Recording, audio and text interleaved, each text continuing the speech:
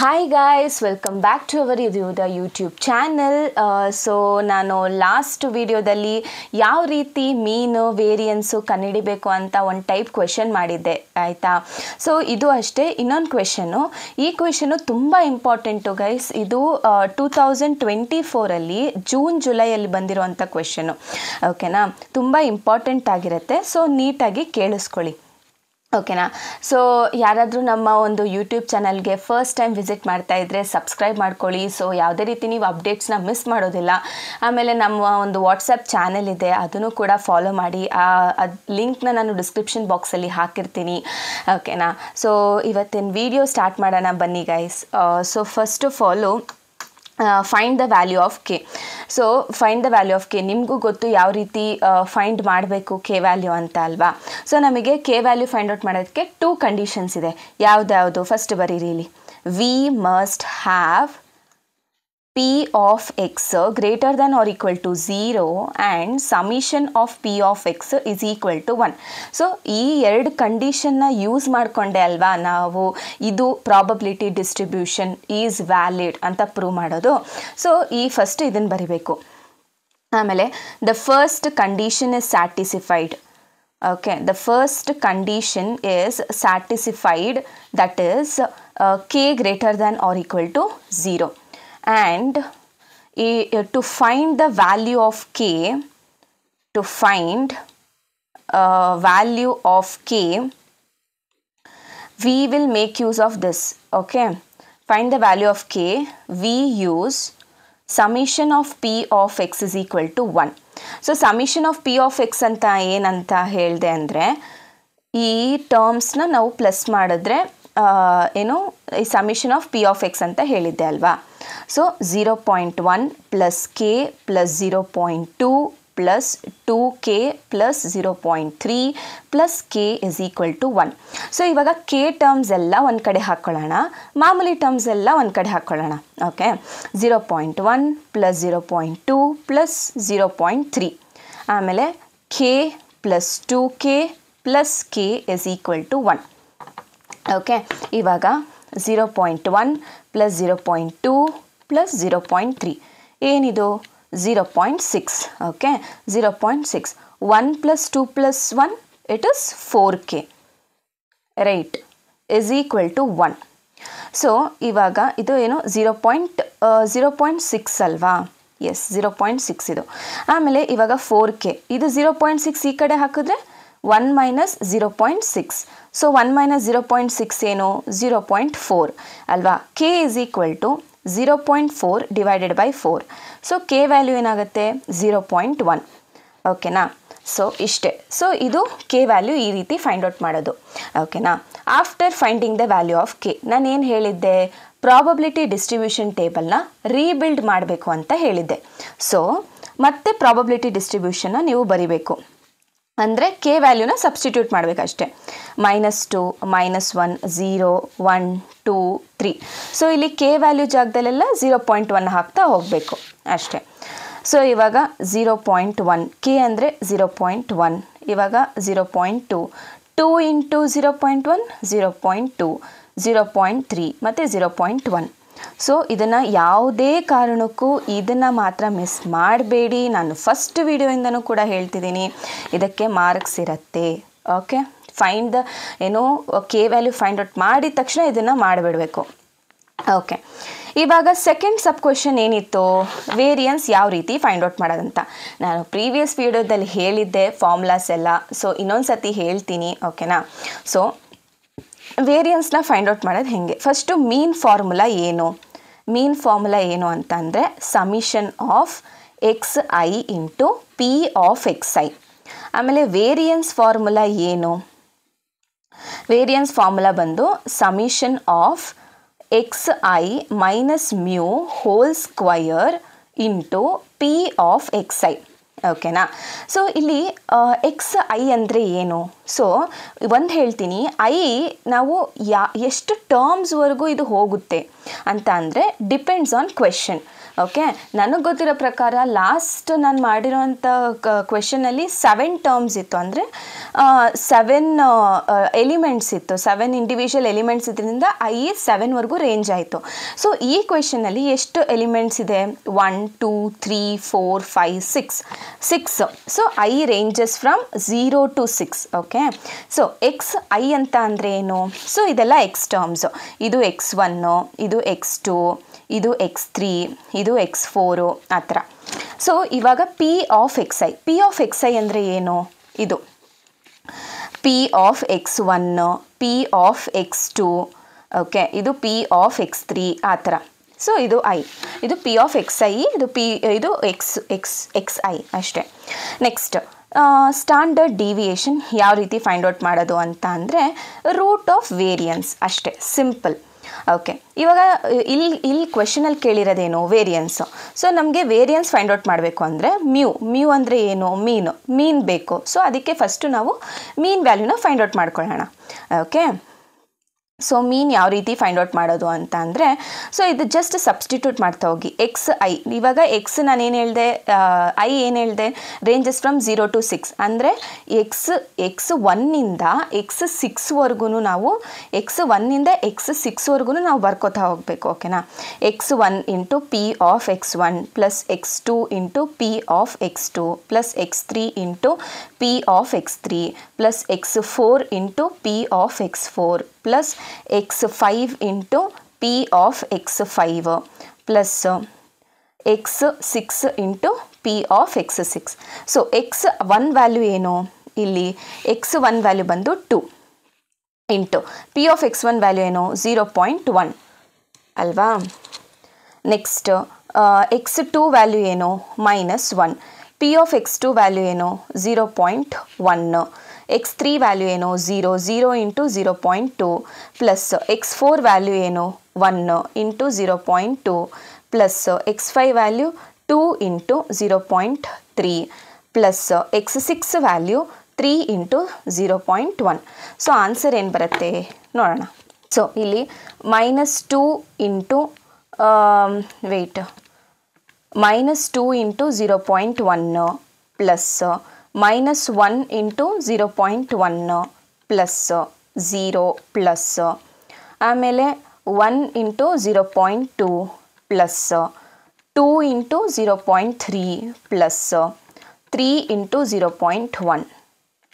So answer ಎಷ್ಟು ಬಂತು? 0.8. So ನನಗೆ ಮ್ಯೂ ವ್ಯಾಲ್ಯೂ ಬಂದು, ಓಕೆ, ನನಗೆ ಮ್ಯೂ ವ್ಯಾಲ್ಯೂ ಬಂದು ಅಂದರೆ ಮೀನ್ ವ್ಯಾಲ್ಯೂ ಬಂದು 0.8. ಸೊ ಇವಾಗ ನಮಗೆ ಕೇಳಿರೋದೇನು? ವೇರಿಯನ್ಸು. ಸೊ ನನಗೆ ವೇರಿಯನ್ಸ್ ಫಾರ್ಮುಲಾ ಏನು? ವೇರಿಯನ್ಸ್ದು ಫಾರ್ಮುಲಾ ಏನು? ವೇರಿಯನ್ಸ್ ಫಾರ್ಮುಲಾ ಬಂದು summation X i minus mu whole square into p of x I. So ಇಲ್ಲೂ ಅಷ್ಟೇ, ಎಕ್ಸ್ ಐ ಅಂದರೆ x1 minus mu whole square into p of x1, x2 minus mu whole square into p of x2 plus x3 minus mu whole square into p of x3 plus x4 minus mu whole square into p of x4 plus x5 minus mu whole square into p of x5 plus x6 minus mu whole square into p of x6. So just ವ್ಯಾಲ್ಯೂಸ್ನ substitute ಮಾಡ್ತಾ ಹೋಗಿ. So ಇಲ್ಲಿ ನಮಗೆ ಗೊತ್ತಿರೋ ಪ್ರಕಾರ ಇದು x1 x2 values ಅಲ್ವಾ. So x1 value ಏನು? -2 ಮೈನಸ್ ಮ್ಯೂ ವ್ಯಾಲ್ಯೂ ಏನು? ಇದೇ mu value. So 0.8 hole square into p of x1 value ಏನು? ಪಿ ಆಫ್ x1 ವ್ಯಾಲ್ಯೂಸ್ ಏನು? 0.1 ಪ್ಲಸ್ x2 ವ್ಯಾಲ್ಯೂ ಏನು? -0.8 hole square into 0.1 plus x3 0 minus 0.8 hole square into 0.2 plus 1 minus 0.8 hole square into 0.2 plus 2 minus 0.8 whole square into 0.3 plus 3 minus 0.8 whole square into 0.1. So ಇದನ್ನು ಕ್ಯಾಲ್ಸಿಲ್ ಹಾಕೋಣ. -2 minus 0.8 whole square into 0.1 plus -1 minus 0.8 whole square into 0.1 plus 0 minus 0.8 whole square into 0.2. Okay, so ಇಷ್ಟನ್ನು three terms ತೊಗೊಳ್ಳಿ. ಯಾಕಂದರೆ ಎಲ್ಲ terms ನೀವು ಕ್ಯಾಲ್ಸಿಲ್ ಹಾಕ್ತೀವಿ ಅಂದರೆ ಅದು ಆಗಲ್ಲ, ಲಿಮಿಟೇ ಎಕ್ಸೀಡ್ ಆಗೋಗುತ್ತೆ. ಸೊ ತ್ರೀ ಟರ್ಮ್ಸ್ ಡಿವೈಡ್ ಮಾಡ್ಕೊಳ್ಳಿ. 1.236 ಪ್ಲಸ್ ಇವಾಗ ಇಲ್ಲಿಂದ ಮಾಡಬೇಕಲ್ವಾ, 1 minus 0.8 whole square into 0.2 plus 2 minus 0.8 whole square into 0.3 plus ಆಮೇಲೆ 3 minus 0.8 whole square into 0.1 ಏನು ಬಂತು, 0.926. ಸೊ 1.236 ಪ್ಲಸ್ 0.926 ಆನ್ಸರ್ ಎಷ್ಟು ಬಂತು, 2.162. ಓಕೆ, ಇದೇನು ವೇರಿಯನ್ಸ್ ವ್ಯಾಲ್ಯೂ. ಇಷ್ಟೇ. ಅಕಸ್ಮಾತ್ ಅವ್ರೇನಾದರೂ ಸ್ಟ್ಯಾಂಡರ್ಡ್ ಡಿವಿಯೇಷನ್ನು ಕಂಡುಹಿಡೀರಿ ಅಂತ ಕೊಟ್ಟರೆ ಜಸ್ಟ್ ಏನಿಲ್ಲ, standard deviation is equal to root of V. Okay, so root of 2.162. So answer ಏನು, 1.470. ಓಕೆ, ಇಷ್ಟೇ. ನೆಕ್ಸ್ಟ್ ಸಬ್ ಕ್ವೆಶನ್ ಏನಿತ್ತು, ನೆಕ್ಸ್ಟ್ ಸಬ್ ಕ್ವೆಶನ್ ಬಂದು P of X lesser than or equal to 2 ಅಲ್ವಾ, X lesser than or equal to 2. So ಅಷ್ಟೇ. So third sub question ಏನಿತ್ತು, P of X lesser than or equal to 2. Question ನೋಡಿ, ಇಲ್ಲಿ probability distribution table lesser than or equal to 2 ಅಂತ ಬಂದರೆ ಯಾವ್ಯಾವ elements ಬರುತ್ತೆ, -2, -1, 0, 1, 2 ಎಲ್ಲ ಬರುತ್ತಾ. Lesser than or equal to ಅಂತ ಕೊಟ್ಟಿರುತ್ತೆ. ಈಕ್ವಲ್ ಟು ಅಂದರೆ ಆ ಎಲಿಮೆಂಟ್ ಕೂಡ ಇನ್ಕ್ಲೂಡ್ ಆಗುತ್ತೆ. ಓಕೆನಾ. ಸೊ ಅಷ್ಟೇ. ಏನು, ಪಿ ಆಫ್ -2, ಆಮೇಲೆ ಪಿ ಆಫ್ -1 ಇನ್ಕ್ಲೂಡ್ ಆಗುತ್ತೆ, p of 0, p of 1 and p of 2. So ಅದ್ರ ವ್ಯಾಲ್ಯೂಸ್ ಏನು, ಸೊ ಪಿ ಆಫ್ 2 ವ್ಯಾಲ್ಯೂಸ್ ಯಾವುದ್ಯಾವ್ದಿರುತ್ತೆ, ಪಿ ಆಫ್ -2 ವ್ಯಾಲ್ಯೂ ಏನು, 0.1, -1 ವ್ಯಾಲ್ಯೂ 0.1, ಆಮೇಲೆ p of 0 value 0.2, p of 1 value 0.2, p of 2 value 0.3. Just ಕ್ಯಾಲ್ಸಿಲ್ ಹಾಕಿ ಅಷ್ಟೇ. 0.1 ಪ್ಲಸ್ 0.1 ಪ್ಲಸ್ 0.2 ಪ್ಲಸ್ 0.2 ಮತ್ತು 0.3. ಆನ್ಸರ್ ಏನು, 0.9. ಇದರ ಆನ್ಸರ್ ಬಂದು 0.9. ಸೊ ನಾನು ಕ್ವಿಕ್ಕಾಗಿ ಹೇಳ್ಬಿಡ್ತೀನಿ, ಇನ್ನೊಂದು ಸತಿ ಗಮನ ಇಟ್ಟು ಕೇಳಿಸ್ಕೊಳ್ಳಿ. ಏನು ಅಂತ ಅಂದರೆ, ಫಸ್ಟು ಇವರು find the value of k ಅಂತ ಹೇಳ್ತಾರೆ. So find the value of k ಅಲ್ಲಿ ನೀವು ಹೆಂಗೆ ಫೈಂಡ್ ಔಟ್ ಮಾಡ್ತೀರಾ, there is 2 condition, p of x greater than or equal to 0 and summation of P of x is equal to 1 ಅಷ್ಟೇ ಅಲ್ವಾ. ಅದಾದಮೇಲೆ next ಅದಾದಮೇಲೆ ಕೆ ವ್ಯಾಲ್ಯೂ ಎಲ್ಲ find out ಮಾಡಾದ್ಮೇಲೆ ನಾವು ಪ್ರಾಬಬಿಲಿಟಿ ಡಿಸ್ಟ್ರಿಬ್ಯೂಷನ್ ಟೇಬಲ್ನ ರೀಬಿಲ್ಡ್ ಮಾಡಬೇಕು. ಅದಾದಮೇಲೆ ಅವ್ರು ಕೇಳಿರೋದು ನೆಕ್ಸ್ಟ್ ಸಬ್ ಕ್ವೆಶನ್ ಬಂದು ವೇರಿಯನ್ಸ್ ಫೈಂಡ್ ಔಟ್ ಮಾಡಬೇಕಂದ್ರೆ ನೀವು ಮೀನ್ ಫೈಂಡ್ ಔಟ್ ಮಾಡಲೇಬೇಕು. ಸೊ ಮೀನ್ಗೆ ಫಾರ್ಮುಲಾ ಇದು, ವೇರಿಯನ್ಸ್ಗೆ ಫಾರ್ಮುಲಾ ಇದು. ಸೊ ಹಾಕಿ ಎಲ್ಲ ಸಬ್ಸ್ಟಿಟ್ಯೂಟ್ ಮಾಡಿ, ಆಮೇಲೆ ಐ ವ್ಯಾಲ್ಯೂ ಅಷ್ಟೇ ಗಮನ ಇಟ್ಕೊಳ್ಳಿ. ಎಷ್ಟು ಎಲಿಮೆಂಟ್ಸ್ ಕೊಟ್ಟಿರ್ತಾರೋ ಅದ್ರ ಮೇಲೆ ಐ ವ್ಯಾಲ್ಯೂ ಡಿಪೆಂಡ್ ಆಗ್ತಾ ಹೋಗುತ್ತೆ.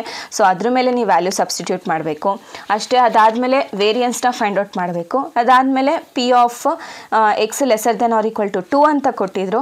ಸೊ 2 ಅಂತ ಅಂದರೆ ಆಬ್ವಿಯಸ್ಲಿ ಇವಾಗ -2 ಏನಾಗುತ್ತೆ, lesser than or equal to 2ನೇ ಅಲ್ವಾ. ಇವಾಗ -1 ಕೂಡ 2ಗಿನ ಕಡಿಮೆನೆ, 0 ಕೂಡ 2ಗಿನ ಕಡಿಮೆನೆ, 1 ಕೂಡ 2ಗಿನ ಕಡಿಮೆನೆ, 2 ಈಕ್ವಲ್ ಟು 2 ಅಲ್ವಾ. ಸೊ ಇದೆಲ್ಲ ಇನ್ಕ್ಲೂಡ್ ಆಗುತ್ತೆ. ಓಕೆ, ಸೊ ನೆಕ್ಸ್ಟ್ ವಿಡಿಯೋದಲ್ಲಿ ಸಿಗ್ತೀನಿ ಗೈಸ್. ಆದರೆ ನಾನು ಏನು ಹೇಳ್ತೀನಿ ಅಂತ ಅಂದರೆ, ಈ ಥರ ಕ್ವೆಶನ್ ಸಾಲ್ವ್ ಮಾಡೋದು ಓಕೆ, ಈ ಕ್ವೆಶನ್ಸು ಬರುತ್ತೆ ಎಕ್ಸಾಮ್ಸ್ಗೆ. ಬಟ್ ನೀವು ಯಾವ ಥರ ರೆಡಿ ಆಗಬೇಕು ಅಂತ ಅಂದರೆ, ಇದೇ ಥರ ಕ್ವೆಶನ್ಸ್ ಕೊಟ್ಟರು ನೀವು ಬರೆಯೋ ಸಿಚುವೇಷನಲ್ಲಿ ಇರಬೇಕು. ಯಾಕಂದರೆ ಎಕ್ಸಾಮಿನರ್ಸು ಕಾನ್ಸೆಪ್ಟ್ನ ಯಾವತ್ತೂ ಚೇಂಜ್ ಮಾಡೋಕ್ಕೆ ಹೋಗಲ್ಲ. ಅವರು ಕೊಟ್ಟಿರೋ ಕ್ವೆಶನ್ಸಲ್ಲೇ ನಂಬರ್ಸ್ನ ಚೇಂಜ್ ಮಾಡ್ಬೋದು ಬಿಟ್ಟರೆ ಅವರು ಕೇಳೋ ರೀತಿ ಅಂದರೆ find the value of K ಆಗಲಿ, ವೇರಿಯನ್ಸ್ ಆಗಲಿ, ಈ ಥರ ಸಬ್ ಕ್ವೆಶನ್ಸ್ ಆಗಲಿ ಕೊಡೋದು ಸೇಮ್ ಇರುತ್ತೆ. ಆದರೆ ಪ್ರಾಬಬಿಲಿಟಿ ಡಿಸ್ಟ್ರಿಬ್ಯೂಷನ್ ಟೇಬಲ್ಸಲ್ಲಿ ವ್ಯಾಲ್ಯೂಸ್ ಚೇಂಜ್ ಮಾಡ್ಬೋದು. ಇಲ್ಲ ಅಂದರೆ ಇಲ್ಲಿ ಸಬ್ ಕ್ವೆಶನಲ್ಲಿ lesser than or equal to ಜಾಗದಲ್ಲಿ ಬೇರೆ ಲೆಸರ್ ದ್ಯಾನ್ 3 ಅಂತ ಕೊಡ್ಬೋದು. ಸೊ ಒಂದು ಸ್ವಲ್ಪ ಚೇಂಜಸ್ ಮಾಡ್ತಾರೆ ಬಿಟ್ಟರೆ ಕಾನ್ಸೆಪ್ಟ್ ಆಗಲಿ ಏನೇನು ಫೈಂಡ್ ಔಟ್ ಮಾಡಬೇಕು ಅನ್ನೋದಾಗಲಿ ಎಲ್ಲ ಸೇಮ್ ಇರುತ್ತೆ. ಓಕೆನಾ? ಸೊ ನೀವು ಬರೀ ಕ್ವೆಶನ್ ಸಾಲ್ವ್ ಮಾಡೋದಕ್ಕಿಂತ ಸ್ಟೆಪ್ಸ್ ಯಾವ ರೀತಿ ಫಾಲೋ ಮಾಡಬೇಕು ಅನ್ನೋದನ್ನ ನೆನ್ಪಿಟ್ಕೊಳ್ಳಿ. ಸೊ ಆರಾಮಾಗಿ ನೀವು ಎಕ್ಸಾಮ್ಸ್ನ ಮಾಡ್ಬೋದು. ಸೊ ನಾನು ನೆಕ್ಸ್ಟ್ ವಿಡಿಯೋದಲ್ಲಿ ಸಿಗ್ತೀನಿ ಗೈಸ್. So thank you.